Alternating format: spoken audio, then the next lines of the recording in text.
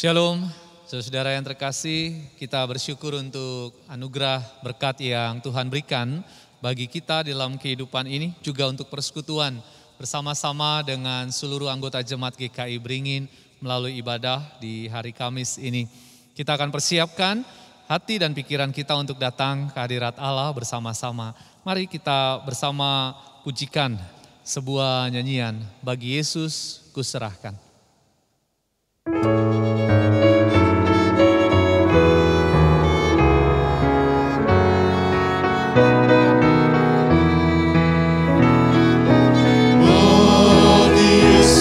Serahkan hidupku seluruhnya, hati dan perbuatanku pun waktuku miliknya.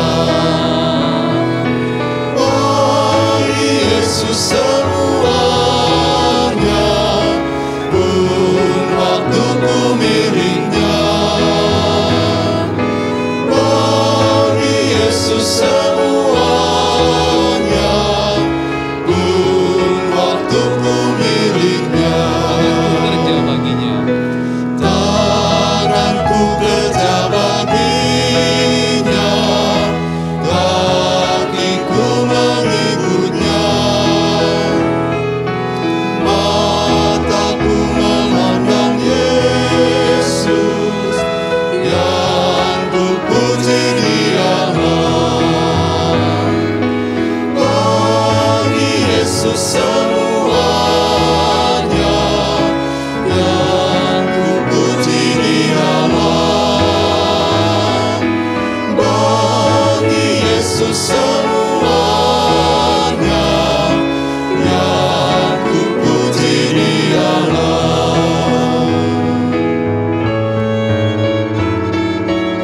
oh betapa mengagumkan Maharaja Semesta memanggilku sahabat.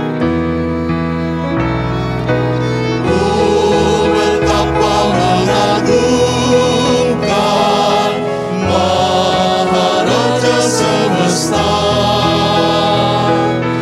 memanggilku sahabat, aku dilindunginya. Bagi Yesus semuanya, aku dilindunginya. Semuanya aku dilindunginya. Saudara, mari kita berdoa.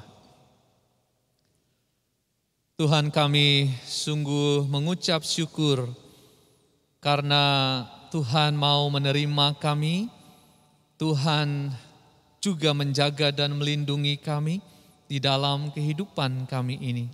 Sungguh kami percaya kasih karunia Tuhan yang melingkupi kami hari demi hari. Kami bersyukur karena di dalam ibadah ini pun Tuhan juga hadir untuk memperlengkapi kami. Kami percaya, kami mengucap syukur di dalam iman kami. Engkau hadir bersama-sama dengan kami walaupun ibadah ini dilakukan secara online. Tetapi kasih Kristus, kehadiran Allah Bapa ada bersama dengan kami. Kami memohon Tuhanlah yang memimpin bersama-sama di dalam ibadah ini untuk memberkati dan memperlengkapi kami melalui nyanyian yang kami naikkan, melalui firman Tuhan yang kami renungkan, dan kami semakin diperlengkapi hari demi hari. Kami memohon di dalam nama Tuhan Yesus Kristus. Amin. Jemaat sekalian, di tengah realitas kehidupan di mana kita menghadapi begitu banyak pergumulan, saya percaya Allah tetap berkarya dalam kehidupan kita. Dia tetap memberikan kasih-Nya. Dia memberikan kekuatan penghiburan bagi kita. Dia memberikan kepada kita alasan untuk tetap bersyukur di tengah situasi seberat apapun.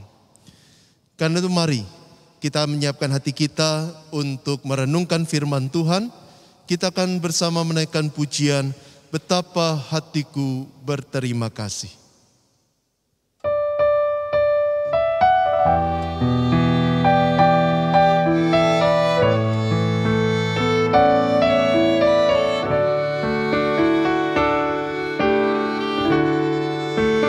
Betapa hatiku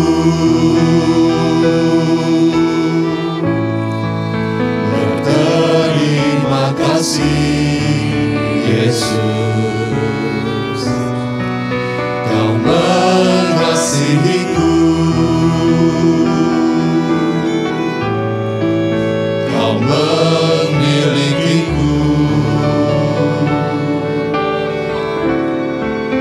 Hanya ini Tuhan persembahanku, segenap hidupku, jiwa dan ragaku, sebab tak ku miliki harta kekayaan yang cukup berarti untuk ku persembahkan.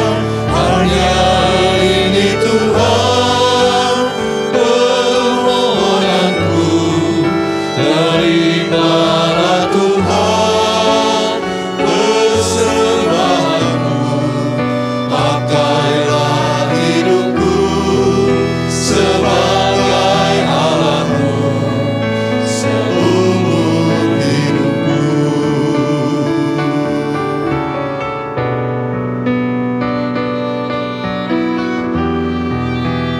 Mari kita katakan sekali lagi, betapa hatiku berterima kasih, ya Tuhan.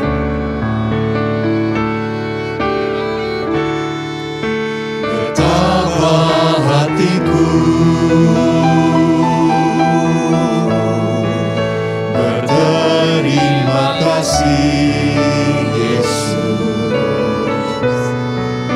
Kau mengasihiku, Kau memilikiku.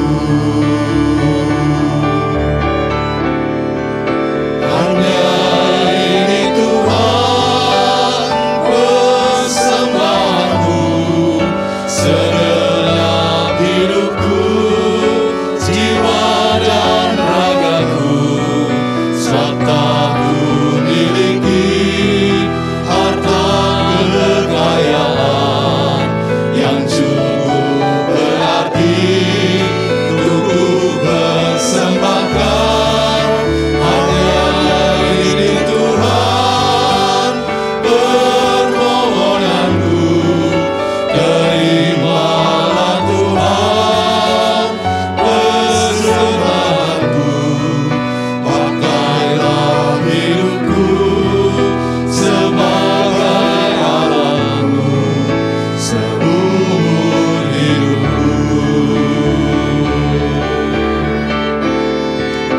Hanya ini Tuhan persembahanku, segenap hidupku, jiwa dan ragaku, sebab tak ku miliki harta kekayaan yang cukup berarti untuk ku persembahkan. Hanya ini Tuhan permohonanku, terimalah Tuhan persembahanku, pakailah hidupku sebagai alatmu seumur hidupku.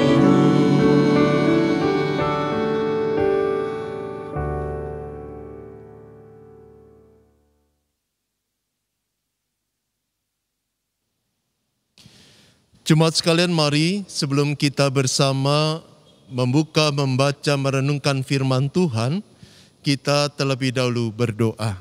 Mari kita berdoa.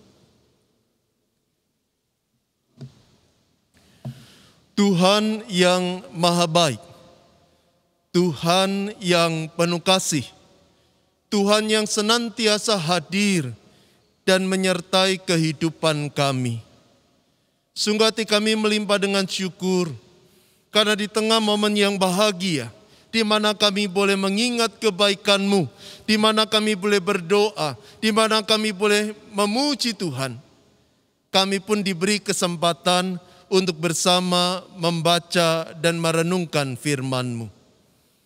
Kami percaya Tuhan, ketika kami membaca dan merenungkan firman-Mu, Roh Kudus berkarya bekerja di dalam hati kami, memberi kami hikmat dan pengertian, sehingga kami dapat memahami firman-Mu, melihat karya-Mu dalam kehidupan kami, dan di dalam hati kami bangkit ungkapan syukur akan kasih dan kebaikan Tuhan dalam kehidupan kami.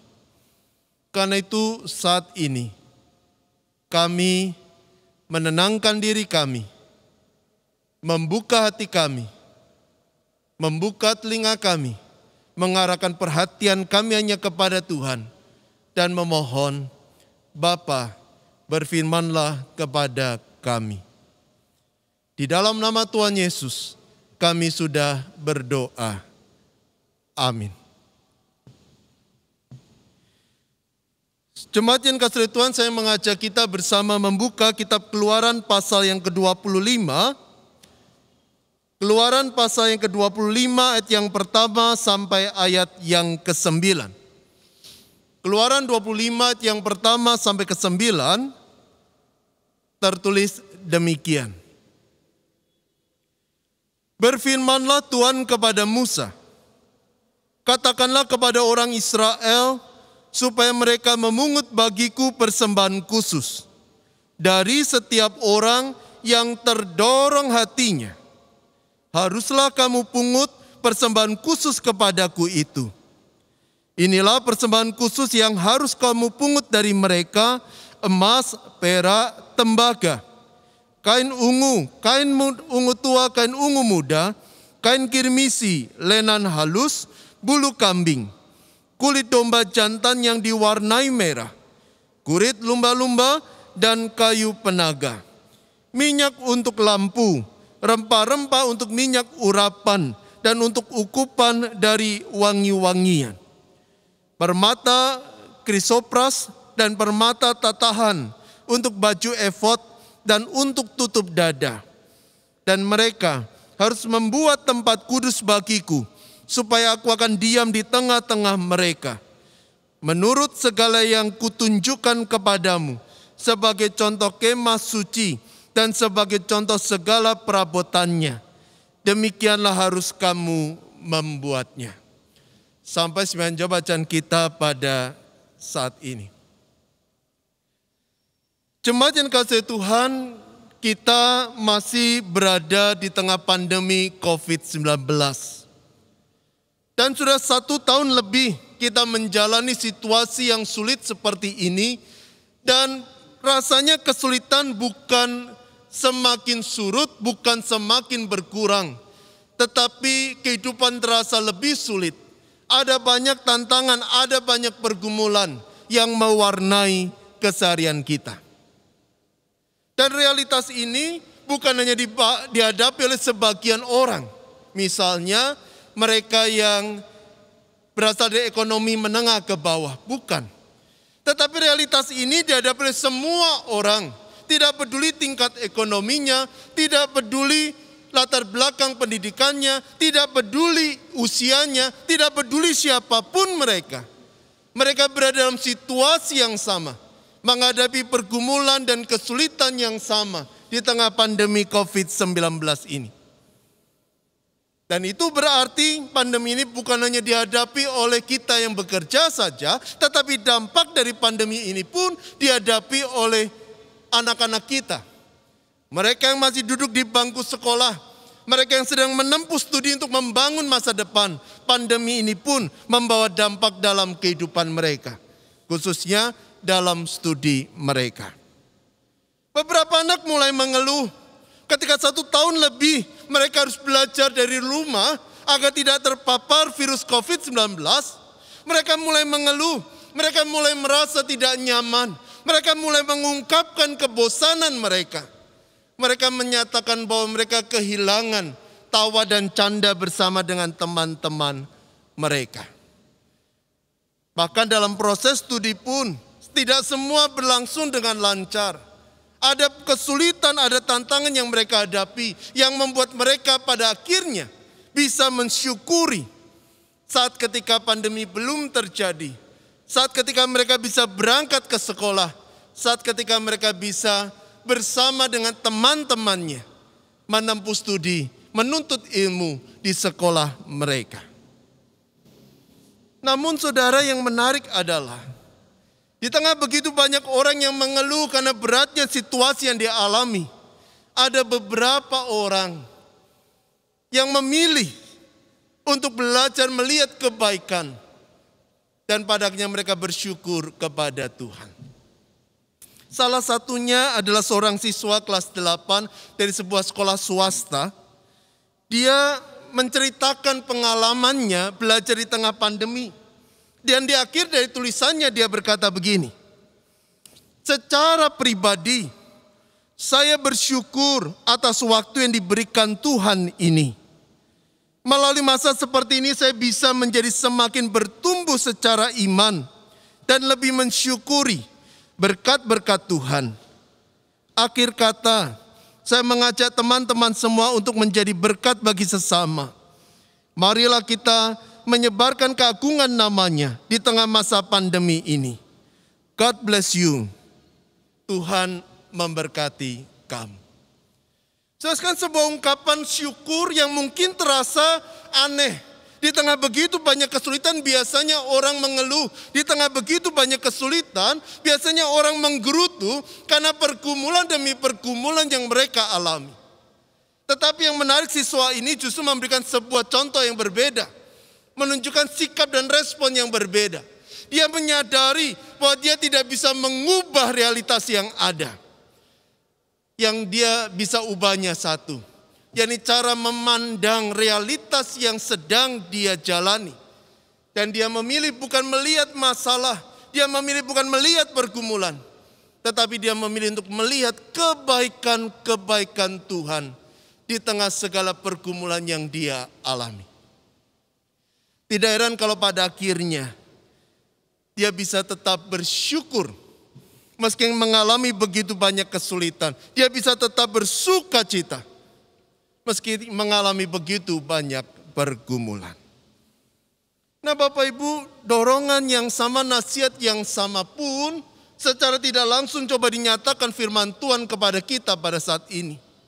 Di tengah situasi kesulitan yang dialami, Tuhan mendorong kita untuk melihat kebaikan-kebaikan Tuhan. Untuk meyakini bahwa sesulit apapun situasi yang kita alami, Tuhan hadir dan menyertai kehidupan umatnya. Tuhan hadir memberikan kekuatan, memberikan penghiburan, memberikan berkat-berkat bagi umatnya. Dan kebenaran inilah yang dialami oleh bangsa Israel. Saudara sekalian, dalam Keluaran kita semua sudah mengikuti bagaimana Allah membebaskan Israel dari perbudakan di Mesir. Bagaimana Allah berkarya memimpin umatnya dalam perjalanan di padang gurun. Namun bukan berarti ketika Israel mengikuti Tuhan, ketika Israel dipimpin oleh Tuhan, maka hidup mereka luput dari masalah. Sebaliknya, Alkitab dengan jelas menyatakan kepada kita, bagaimana berulang-ulang kali, selama berbulan-bulan bahkan bertahun-tahun itu, di padang gurun itu, Israel mengalami begitu banyak kesulitan.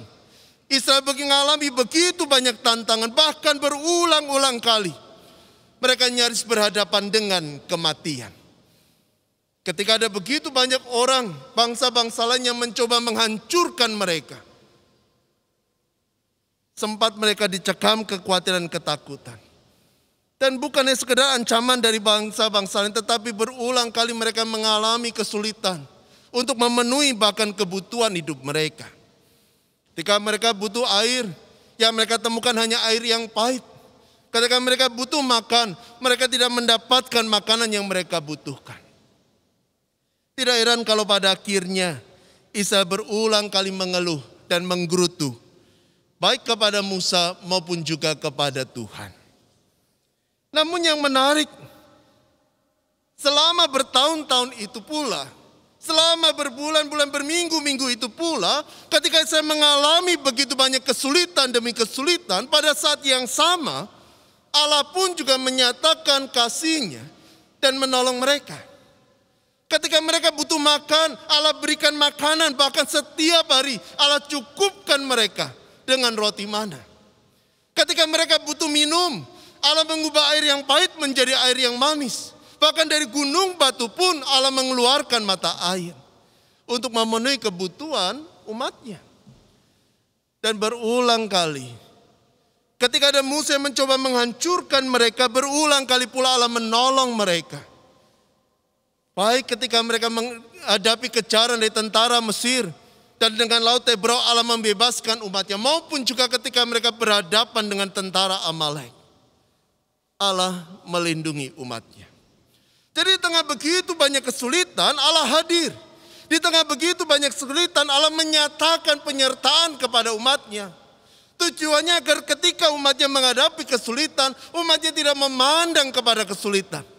Tetapi mereka menyadari, mereka merasakan kehadiran Allah bersama dengan mereka. Kehadiran Allah menyertai kehidupan mereka di tengah begitu banyak tantangan dan kesulitan yang mereka alami. Sehingga mereka boleh tetap kuat. Mereka tidak takut, mereka tidak gentar. Karena mereka tahu, mereka percaya Allah bersama dengan mereka. Jadi ketika mereka menghadapi kesulitan, Allah menyatakan kehadirannya bersama dengan umatnya. Supaya mereka memandang kepada Allah dan bukan memandang kepada masalah yang ada di hadapan mereka. Dan untuk tujuan yang sama itulah Allah memberikan perintah kepada Israel untuk mendirikan sebuah tempat kudus bagi dirinya. Bapak Ibu, kenapa Allah memberi perintah bagi Israel untuk mendirikan kemah suci? Tentunya bukan karena Allah butuh tempat tinggal. Tetapi kemah suci itu menjadi sebuah simbol yang bisa dilihat oleh Israel bahwa Allah ada di tengah mereka. Dan yang menarik adalah dalam catatan Alkitab dikatakan ketika Allah naik, tiang awan tiang api itu naik, maka mereka berjalan. Ketika Allah turun, maka mereka tinggal di situ. Jadi setiap pagi pandangan mereka tertuju kepada kemah suci, di mana Allah hadir memenuhi kemah suci itu. Dan ketika mereka melihat kemah suci itu, maka mereka diingatkan bahwa di padang gurun itu dimanapun mereka berada, Allah ada bersama dengan mereka. Dan kalau Allah ada bersama dengan mereka, maka Allah pasti memelihara umatnya, menjaga, melindungi umatnya dari begitu banyak tantangan dan pergumulan yang ada di hadapan mereka. Sehingga dengan melihat kemah suci, maka Israel akan hilang keraguan, hilang kekhawatiran, hilang ketakutan. Karena mereka tahu Allah hadir di tengah-tengah mereka. Jadi kemah suci adalah simbol dari kehadiran Allah. Karena itu seorang teolog bernama John H. Walton, dalam bukunya Old Testament Theology, dia mengatakan, setelah manifestasi Yahweh di Gunung Sinai, hadirat Allah dialihkan dari gunung tersebut ke kemah suci yang dibangun secara spesifik untuk mengakomodasikan hadirat tersebut. Kemah suci yang dibangun dengan seksama untuk berfungsi sebagai ruang sakral dan merepresentasikan, menggambarkan hadirat Allah ke ruang di bumi secara permanen. Jadi saudara, kemah suci menjadi simbol kehadiran Allah di tengah umatnya. Dan ketika Allah memberikan perintah bagi umatnya untuk mendirikan kemah suci, tujuannya tidak lain dan tidak bukan untuk mengubah perspektif Israel dalam menjalani keseharian mereka. Agar pandangan mereka tidak tertuju kepada masalah. Agar pandangan mereka tidak tertuju kepada hambatan, pergumulan, kesulitan yang mereka alami. Agar pandangan mereka hanya tertuju kepada Tuhan Allah yang sudah membebaskan mereka, yang sudah membelah Laut Tebrau, yang sudah mencukupkan, menyediakan segala yang mereka butuhkan, yang sudah menolong mereka berulang-ulang kali dari ancaman musuh yang mencoba merenggut hidup mereka. Sehingga pada akhirnya Israel tidak gentar, tidak takut untuk melangkah ke depan. Karena mereka tahu Allah bersama dengan mereka. Dan bukannya sekedar dibebaskan dari ketakutan, kekhawatiran. Pada saat yang sama ketika mereka melihat Allah bersama dengan mereka, maka tumbuh ungkapan syukur di dalam hati mereka. Ungkapan syukur yang pada akhirnya mendorong mereka untuk memberikan persembahan kepada Tuhan. Bapak Ibu, dalam Keluaran 25 Allah berkata, biarlah Israel datang memberikan persembahan secara sukarela karena didorong hatinya, bukan karena terpaksa. Dan yang menarik, Israel dalam Keluaran 35 meresponi firman itu dengan memberikan persembahan yang terbaik kepada Tuhan. Kenapa? Karena mereka telah mengalami pertolongan Tuhan. Karena mereka telah menyaksikan kehadiran Allah bersama dengan mereka. Karena hati mereka bisa tenang. Hati mereka bisa damai. Mereka bisa tertawa, mereka bisa bersuka cita. Bukan karena masalah lenyap dari hidup mereka. Tetapi karena mereka tahu, mereka percaya Allah ada bersama dengan mereka. Memimpin dan menyertai. Sehingga ketika hati mereka tenang, hati mereka bersuka cita, mereka pun bersyukur, menyatakan syukur mereka kepada Allah yang telah menolong, memimpin, yang senantiasa hadir dalam kehidupan mereka dengan memberikan persembahan yang terbaik bagi pembangunan kemah suci sebagai ungkapan syukur kepada Allah. Nah, Bapak Ibu Saudara sekalian, apa yang dialami Israel? Paling tidak itu memberikan sebuah bukti bahwa kehadiran dan karya Tuhan bukan sekedar sebuah retorika belaka. Ketika Allah berkata bahwa Dia akan menyertai umatnya, Dia bukannya sekedar pandai berbicara, Dia bukan sekedar hanya memberikan janji yang kosong. Tetapi Allah benar-benar hadir dan menyertai umatnya. Allah benar-benar berkarya dalam kehidupan umatnya. Allah benar-benar mengulurkan tangannya untuk menolong umatnya. Dan itu berarti setiap kita Allah melakukan hal yang sama dalam kehidupan kita. Memang pergumulan kita alami karena pandemi. Memang ada begitu banyak kesulitan yang harus kita hadapi, yang harus kita temui karena pandemi ini. Tetapi benarkah Allah tidak hadir dalam hidup kita? Saudara, saya percaya di tengah kehidupan seberat apapun, di tengah jalan sesulit apapun yang kita lalui, Allah hadir dalam hidup kita. Allah memimpin dan menyertai. Paling tidak buktinya, yang pertama, Tuhan beri kita kesehatan. Sehingga kita punya kesempatan untuk berjumpa pada saat ini. Untuk memuji Tuhan, untuk menyatakan syukur kepada Tuhan, untuk mengingat kebaikan-kebaikan Tuhan. Bukankah ini anugerah dari Tuhan? Meski kita tidak bisa bertatap muka, tetapi Allah memberikan begitu banyak fasilitas, sehingga kita bisa tetap memuji Tuhan bersama-sama. Kita bisa meninggikan nama Tuhan bersama-sama. Allah sudah berikan yang terbaik bagi kita. Allah memampukan gerejanya untuk terus berkarya. Meski ada begitu banyak tantangan, hambatan, tetapi Allah menolong gerejanya. Menolong setiap kita untuk tetap berkarya di tengah situasi yang sulit ini. Sungguh saudara, kalau kita melihat kebaikan-kebaikan Allah, maka sungguh ada begitu banyak kebaikan yang Allah telah lakukan dalam hidup kita. Di mana Dia hadir, memimpin, menyertai, dan memberikan yang terbaik dalam hidup kita. Dan kenapa Allah melakukan itu semua? Tidak lain dan tidak bukan agar kita memandang kepada Dia. Dan bukan memandang kepada masalah dalam hidup kita. Agar kita mengingat kebaikan-Nya. Agar kita dipenuhi oleh damai dan rasa syukur kepada Tuhan yang telah melakukan begitu banyak kebaikan dalam hidup kita, agar kita menjalani keseharian bukan dengan ketakutan dan kekhawatiran, tapi menatap ke depan dengan penuh pengharapan karena Allah hadir, Dia ada bersama dengan kita. Karena itu apapun yang sedang kita alami pada saat ini, jangan takut, jangan gentar. Jangan khawatir, jangan kehilangan pengharapan. Karena Allah ada bersama dengan kita. Kita tidak menghadapi semuanya seorang diri. Kita tidak berada di tengah kesulitan itu seorang diri. Dia senantiasa menyatakan kehadirannya dalam hidup kita dengan memimpin dan menyertai setiap kita. Karena itu jangan takut dan jangan gentar. Ketika ketakutan dan kegentaran menghinggapi hati kita, menghinggapi pikiran kita, maka ambillah sebuah pilihan bahwa kita mau memandang kepada Allah dan bukan memandang kepada masalah. Karena ketika kita memandang kepada Allah, ketika kita percaya dan berserah kepada Allah, maka Allah pasti akan menolong kita, pasti akan memberikan kekuatan, pasti akan memampukan kita untuk menyaksikan kehadiran dan karyanya dalam hidup kita, yang memberikan pengharapan, memberikan kekuatan damai bagi kita. Dan di tengah situasi yang sulit ini, hendaklah kita tetap beribadah kepada Tuhan. Karena ketika kita beribadah secara personal, kita sedang berpaut kepada Tuhan, dan ketika kita berpaut kepada Tuhan, maka kita ada di dalam Dia dan Dia ada dalam kehidupan kita.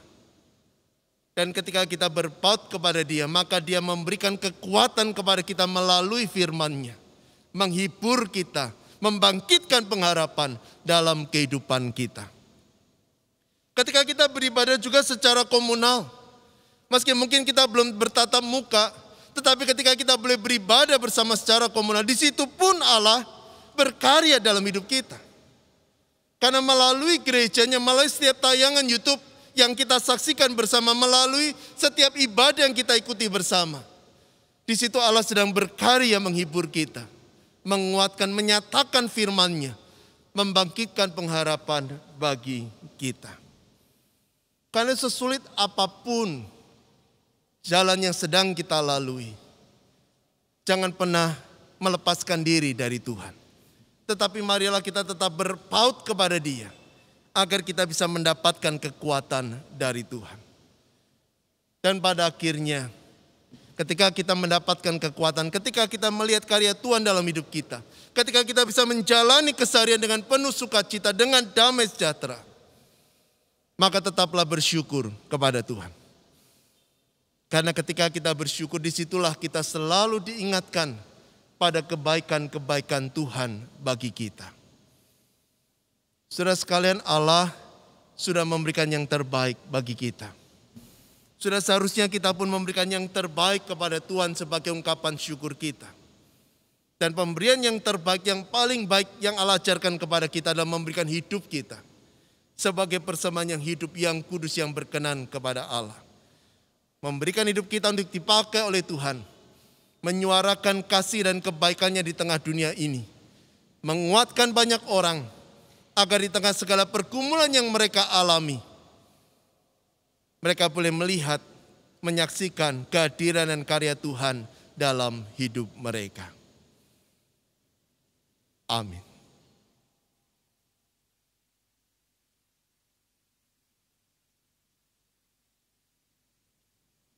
Saudara, kita sudah mendengar firman Tuhan, maka biarlah kita sekarang menyerahkan segala pergumulan kita kepada Tuhan di dalam doa syafaat yang akan kita naikkan. Mari kita bersama-sama berdoa. Sungguh Tuhan, jikalau kami mengingat segala perkara yang sudah Engkau perbuat di dalam kehidupan kami, hari demi hari sampai saat ini, kami melihat bagaimana besar kasih setia-Mu yang sudah Engkau nyatakan di dalam kehidupan kami. Engkau memberikan kepada kami senantiasa pemeliharaan-Mu yang tidak pernah berhenti. Di tengah-tengah situasi keadaan apapun juga, bahkan situasi yang sekarang ini tengah melanda dunia, kami percaya ketika kami tetap dapat menikmati hidup sampai hari ini, semua adalah bukti kasih setia-Mu, pemeliharaan penyertaan-Mu yang begitu luar biasa. Berkat-berkat yang Engkau curahkan setiap hari, setiap waktu, bahkan setiap detik dalam hidup ini. Kami dapat bernafas dengan leluasa tanpa alat-alat bantu. Kami dapat menerima berkat-berkat makanan, minuman. Kami boleh dipeliharakan, dicukupkan dengan segala yang kami perlukan. Dan teristimewa kami diberikan kekuatan, kesehatan.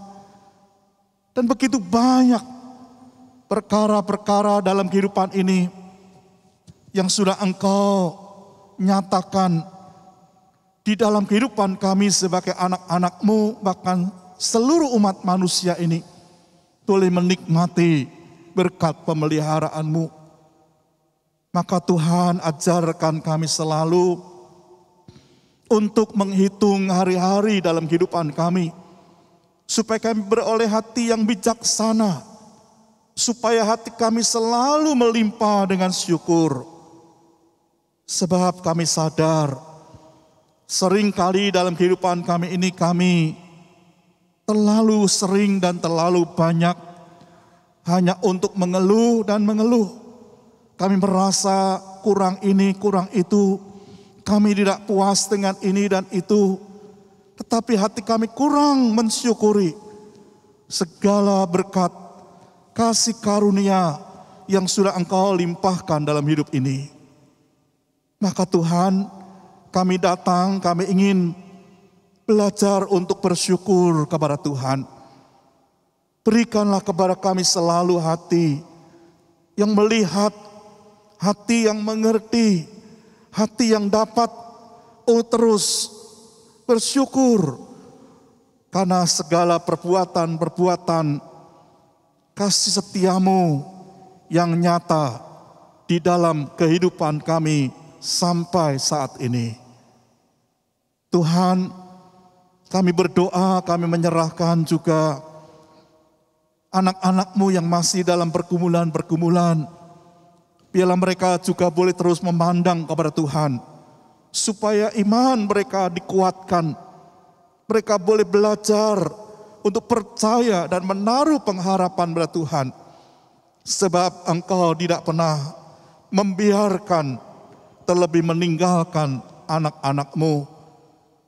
Engkau yang akan terus mengulurkan tangan-Mu untuk memberikan berkat pertolongan yang mereka butuhkan. Bagi yang sakit, baik di rumah ataupun di rumah sakit. Bagi mereka yang di dalam keadaan pergumulan, kelemahan oleh karena usia yang lanjut. Atau bagi mereka yang tengah menghadapi pergumulan-pergumulan hidup, persoalan, kesulitan, Tuhan, biarlah Engkau saja yang akan terus membukakan jalan untuk mereka. Ketika mereka berseru kepada Tuhan, Tuhan yang akan menjawab. Terima kasih Tuhan, kami serahkan juga untuk gereja-Mu dimanapun juga, khususnya GKI Beringin. Engkau berkati dengan setiap program-program kerja yang ada di tengah-tengah situasi keadaan yang seperti ini. Engkau beri kepada hamba-hamba-Mu, kepada setiap anak-anak Tuhan yang terlibat di dalam pelayanan, kesetiaan, ketekunan, dan pengorbanan, serta hikmat untuk mereka dapat melakukan hal-hal yang tepat, supaya iman kami, iman jemaat, semuanya tetap terpeliharakan. Dan biarlah Engkau terus menolong setiap anak-anak-Mu, jemaat-Mu dimanapun juga. Biar mereka boleh belajar untuk menyesuaikan dengan situasi keadaan yang ada. Dan tetap setia untuk beribadah sekalipun melalui hal-hal yang khusus seperti online ataupun juga melalui streaming dan sebagainya, supaya mereka boleh tetap merasakan kehangatan kasih Tuhan, kehadiran Tuhan yang tidak dibatasi oleh situasi dan keadaan. Dan mereka tetap bertumbuh-tumbuh di dalam kasih setia, di dalam kekuatan, iman kepada Tuhan. Terima kasih Tuhan. Kami berdoa juga untuk bangsa dan negara ini. Berkati untuk pemerintahan yang ada, berkati untuk aparat keamanan, berkati semua keadaan situasi supaya bangsa negara terus makin bertumbuh, maju di tengah-tengah tantangan dunia ini. Terima kasih Tuhan. Kami akhirnya berdoa, kami serahkan hidup kami dalam tangan-Mu, dan biarlah kami akan mengakhiri ibadah ini. Kami akan menerima berkat yang dari Tuhan. Maka jemaat, arahkanlah hatimu kepada Tuhan dan terimalah berkat yang dari surgawi. Segala berkat dan anugerah di dalam Allah Bapa, kasih dan kemurahan di dalam Tuhan Yesus Kristus, kekuatan, penghiburan, serta penyertaan Roh Kudus bersama saudara sekalian sekarang ini dan selama-lamanya. Amin. Kita akhiri dengan pujian, hidup kita yang benar haruslah mengucap syukur.